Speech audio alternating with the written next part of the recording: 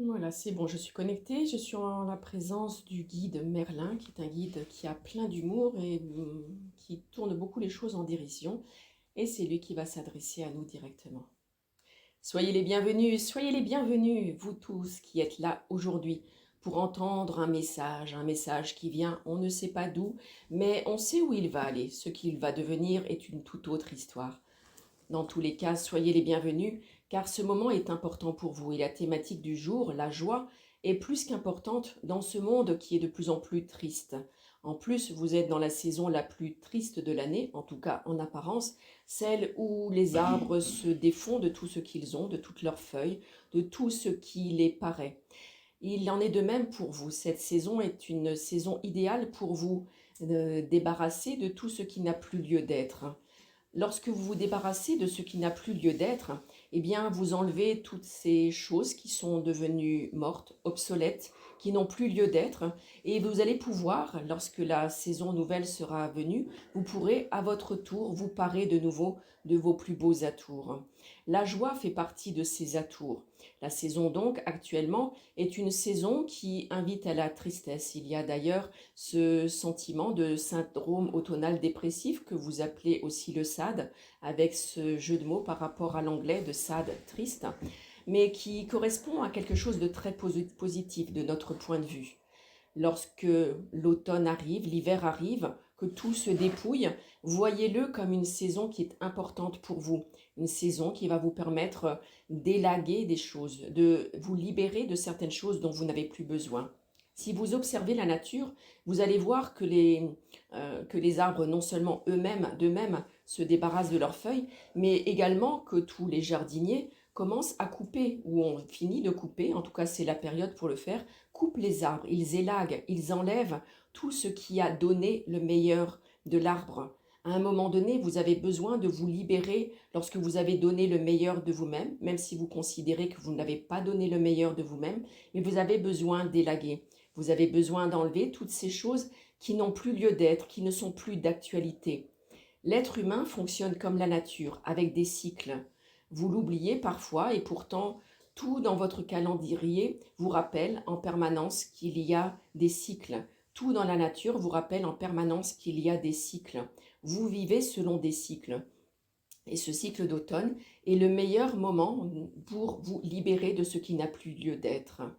L'hiver commencera que dans un mois, mais vous êtes déjà dans cette énergie d'hiver, dans cette énergie de dépouillement.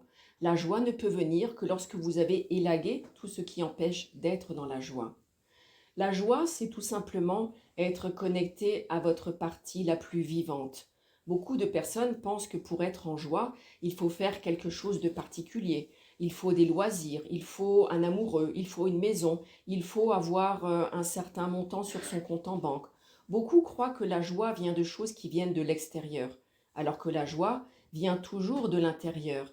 C'est cette pétillance qui est à l'intérieur de vous, cet enthousiasme qui est à l'intérieur de vous, qui fait que vous trouvez que la vie est magnifique. Si vous ne trouvez pas que la vie est magnifique, c'est que la joie n'est pas présente dans votre vie. Si vous avez l'impression de ne pas être né au bon moment, au bon endroit, de ne pas avoir la vie que vous aimeriez, que vous êtes là pour en chier, eh bien, si toutes ces choses font partie de ce qui tourne dans votre mental, vous n'êtes pas en joie. Et c'est pourquoi nous vous proposons d'élaguer, de vous dépouiller. Enlevez toutes ces choses qui vous retiennent vers le bas, qui vous empêchent d'avancer, qui vous empêchent de fleurir, de feuillir. Ce qui est important pour vous, c'est de vous libérer tout ce qui ne va pas vers la joie. C'est très simple à comprendre. Si vous regardez par exemple sur la route deux panneaux, il y en a un qui va dans une direction et l'autre qui va dans l'autre direction. Eh bien, c'est simplement choisir. Si vous décidez d'aller à gauche, eh bien, vous aurez ce qui se passe à gauche. Si vous décidez de partir à droite, vous aurez ce qui se passe à droite. Dans votre vie, c'est pareil. Si vous vous attardez sur tout ce qui vous plombe, eh bien, vous aurez une vie plombée. Si vous vous attardez sur ce qui peut mettre de la joie, sur tout ce qui est pétillant, sur cette chance incroyable d'être en vie, même si parfois vous en doutez, car c'est une chance, eh bien, si vous vous occupez de ça, si vous vous focalisez là-dessus, vous serez automatiquement en joie. La vie est une magie. Rien que la naissance, rien que la création d'un enfant est quelque chose de magique. La manière dont vous êtes arrivé sur Terre est magique, même si vous êtes né dans des conditions difficiles. La vie est magique. Ce qui fait que tant d'humains sont mal dans leur vie, c'est qu'ils ont oublié que la vie était magique. Et cela n'est pas parce qu'il y a des difficultés que vous vivez de temps en temps de votre vie que celle-ci ne peut pas être magique. Cela n'a rien à voir. Vous confondez votre essence profonde avec des choses matérielles que vous vivez autour de vous. Nous ne disons pas que ce qui se passe sur le plan matériel autour de vous n'a pas d'importance. Nous ne disons pas que être malade n'est rien du tout, que manquer d'argent n'est rien du tout, que vivre un accident, une rupture, un deuil n'est rien du tout. Nous ne disons pas cela. Mais nous voulons vous faire comprendre que l'étincelle de vie qui est à l'intérieur de vous est l'essence, et votre essence même. Et c'est cela qui a à briller en permanence en vous. Les aléas de la vie, ce qui vous arrive et qui peut justement vous éloigner de cet état de joie, et ce sont simplement des aléas, ce sont simplement des choses qui viennent ponctuellement. Lorsque par exemple vous avez une tache sur un mur, vous ne vous mettez pas à repeindre tout le mur. Normalement, non. Après, chacun fait ce qu'il veut, nous sommes d'accord avec cela. Mais si vous avez juste une tache, vous nettoyez la tache. Eh bien, ce que vous vivez dans votre vie et qui peut parfois vous plomber, ce sont juste des taches sur le mur. Si vous estimez qu'il faut refaire entièrement le mur parce qu'il y a une tache, c'est comme si vous disiez qu'il faut attendre la prochaine vie pour enfin pouvoir vivre quelque chose de bien. Malheureusement, la prochaine vie sera chargée de tout ce que vous n'aurez pas réglé dans celle-ci, donc c'est peine perdue que d'attendre la prochaine pour pouvoir enfin être dans la joie. La joie est donc ce sentiment de vie qu'il y a en vous, naturellement, que chaque enfant a à sa naissance, mais qui petit à petit va s'étioler. Il est donc important pour vous de vous reconnecter à cette joie, de vous reconnecter à l'essence qui est à l'intérieur de vous. Pour cela, privilégiez des moments où vous êtes seul avec vous-même, où vous êtes seul face à la grâce de la vie, seul face à la magie de la vie. Et parce que vous êtes en joie, alors vous pouvez aller vers les autres. Mais n'allez pas vers les autres dans l'espoir de trouver la joie grâce aux autres. La joie est en vous, mais vous ne la voyez pas. C'est un peu comme retrouver la vue que de se reconnecter à sa joie. C'est reprendre conscience que tout est à l'intérieur de vous. Comme le disait une marque célèbre de raviolis, l'important est ce qu'il y a dans la boîte. Vous l'oubliez souvent, l'important est ce qu'il y a en vous. Lorsque vous cherchez ailleurs ce que vous ne voyez pas à l'intérieur de vous, vous faites fausse route. Cela ne veut pas dire que vous devez vous isoler de tout et de tout le monde et attendre comme un ermite que les choses s'arrangent, même si cela peut être la solution pour certaines personnes. Vous pouvez aller discuter avec des personnes, vous pouvez aller voir des thérapeutes, avoir des conseils, lire des livres. Tout cela est important, bien entendu. Mais après, c'est toujours ce que vous en faites à l'intérieur de vous. Si vous apprenez quelque chose, par exemple, vous lisez un livre qui va vous enseigner comment être dans la joie, mais qu'après vous ne faites pas ce retour sur vous, eh bien, ce livre n'aura pas servi à grand-chose, sauf à passer un bon moment. C'est d'ailleurs un des soucis de votre vie actuelle. Vous cherchez à passer des bons moments. Mais passer des bons moments n'est pas être en joie au plus profond de soi. Être en joie, ce n'est pas passer de bons moments, c'est être à l'intérieur quelque chose de solide, quelque chose qui honore la vie, quelque chose qui sait que être en vie est une aventure extraordinaire. Vous pouvez d'ailleurs voir facilement les personnes qui sont heureuses d'être sur Terre. Elles sont naturellement en joie, elles ne font aucun effort pour être en joie. Si vous avez des efforts à faire pour être en joie, c'est que vous n'êtes pas en joie. C'est un peu comme actuellement cette grande mode de mettre des photos sur les réseaux sociaux, des photos qui sont retouchées. Cela n'est pas la personne. Si la personne se fait de plus belles lèvres, se fait de plus beaux yeux, se change son teint, enlève toutes ses imperfections, eh bien ce n'est plus elle. C'est juste un ersatz d'elle-même.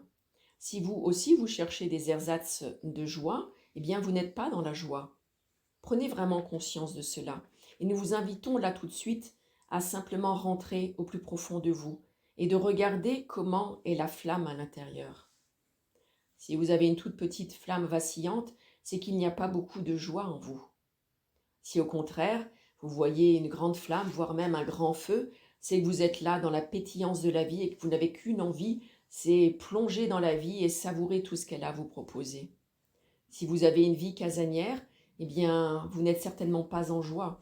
La joie, c'est cette envie de découvrir aussi, c'est cette envie de partager, c'est cette envie de faire un feu d'artifice toute l'année et pas seulement le 14 juillet ou le 31 décembre. Alors prenez ce moment pour observer cette flamme à l'intérieur de vous.